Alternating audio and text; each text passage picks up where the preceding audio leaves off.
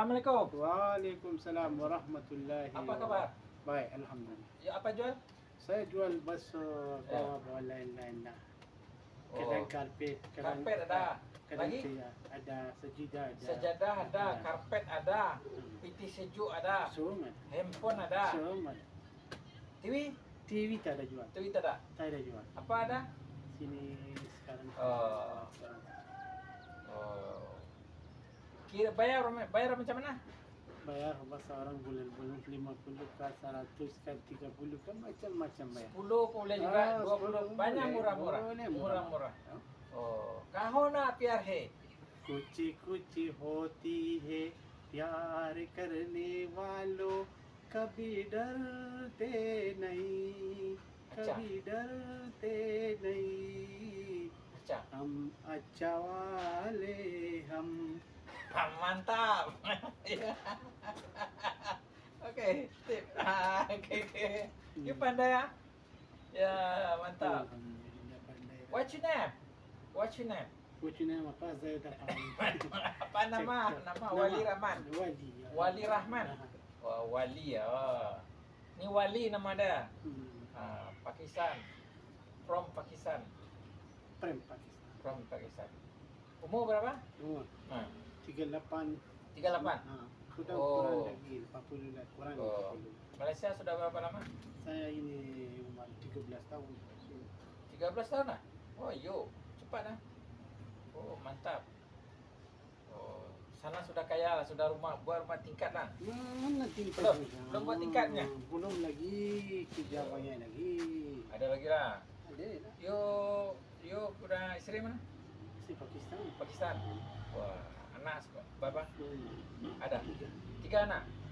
Sekarang umur berapa anak? Yang besar berapa? 11. 11 tahun? Ayo. Mana you lambat kahwin lah? Betul 38. Satu anak. Kawin lambat. Berapa umur kahwin? 30. 28. 2020 lah saya kawin. 2020. Ha. You cakap betul-betul lah. Betul. 2020 sekarang 2023. You sudah anak 11 tahun. You sudah cakap biar betul. Betul. You kahwin janda. Bukan janda. Tapi you cakap kahwin 2020. Ya, Kan? saya ini dulu sini. Ya. Kadang-kadang 4 tahun, kadang-kadang 3 tahun lepas. Oh. Ha? Oh gitu. Ah. Oh. You cakap anak sudah 11 tahun umur.